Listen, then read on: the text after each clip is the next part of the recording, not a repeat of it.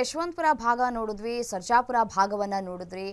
ಪ್ರತಿ ಬಾರಿಯೂ ಕೂಡ ಮಳೆಯಾದಂತಹ ಸಂದರ್ಭದಲ್ಲಿ ನಾವು ಈ ಹೆಬ್ಬಾಳವನ್ನ ಮರೆಯುವ ಹಾಗೇ ಇಲ್ಲ. ಈ ಹೆಬ್ಬಾಳ ಸುತ್ತಮುತ್ತ ಸಾಕಷ್ಟು ಮಳೆಯಾಗಿದೆ. ಈ ಮಾನ್ಯತಾ ಟೆಕ್ ಪಾರ್ಕ್ ಅನ್ನ ಮರೆಯೋ ಮಾತೇ ಇಲ್ಲ ನೋಡಿ. ಪ್ರತಿ ಬಾರಿ ಮಳೆಯಾದಂತಹ ಸಂದರ್ಭದಲ್ಲಿ ಮಾನ್ಯತಾ ಟೆಕ್ ಪಾರ್ಕ್ ನಲ್ಲಿ ಯಾವ ರೀತಿಯಾಗಿ ನೀರು ನಿಲ್ಲುತ್ತೆ ಅಂತ ಹೇಳಿದ್ರೆ ಅಲ್ಲಿ ಪ್ರತಿ ಬಾರಿಯೂ ಅದೇ ಪರಿಸ್ಥಿತಿ. ನದಿಯಂತಾಗಿದ್ದಾವೆ ರಸ್ತೆಗಳೆಲ್ಲವೂ ಕೂಡ. ಸಂಚಾರ ಮಾಡೋದಕ್ಕೂ ಕೂಡ ಹರಸಾಹಸ ಪಡಬೇಕು. ರಸ್ತೆ ಜಲಾವೃತವಾಗಿ ವಾಹನ ಸವಾರರು ಪರದಾಟವನ್ನ ನಡೆಸಿದ್ದಾರೆ. ಮಾನ್ಯತಾ ಟೆಕ್ ಪಾರ್ಕ್ನ ಪರಿಸ್ಥಿತಿ ನೋಡಿ ಯಾವ ರೀತಿಯಾಗಿದೆ ಅಂತ ಹೇಳಿ.